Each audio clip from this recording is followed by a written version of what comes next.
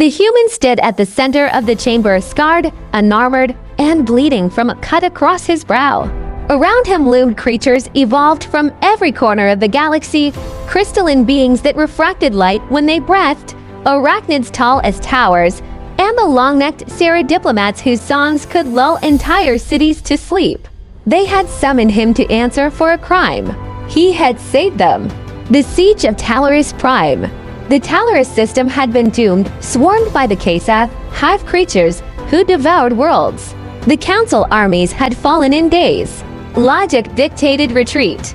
But humans don't retreat well. Commander Alex Ward had taken one look at the battlefield and smiled the way only humans do when faced with impossible odds. "We'll hold the line," he'd said, and the council generals had laughed. Until they saw what holding the line meant. They had no orbital defense left, no supplies for a proper fight. So Ward's people dug trenches in rock. They melted down their landing craft for armor plating. They fought with makeshift flamethrowers built from starship fuel lines. And when the ammo ran dry, they sharpened shards of alloy into knives. When the Kasath broke through, Ward and his soldiers fought them hand to hand. It wasn't strategy. It wasn't elegance. It was madness, and it worked.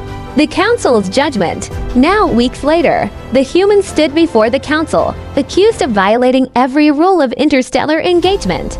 "You sacrificed 87% of your forces," said the crystalline Vashkeen, her voice a ripple of light. "You ignored retreat orders. You used improvised chemical weapons." Ward looked up, blood crusted on his face. "You're welcome," he said. A murmur rippled through the chamber. The Sarah diplomat hissed, "You destroyed yourself for victory." "You call that honor?" Ward laughed. "No. We call that Tuesday." Aftermath. Later, long after he left the hall, the council debated for hours. The humans were reckless, unpredictable, dangerous. But when the next swarm came, and the galaxy's armies stood trembling again, they called for the humans first. Because when every other species calculated odds, humans simply said, "Let's make them bleed."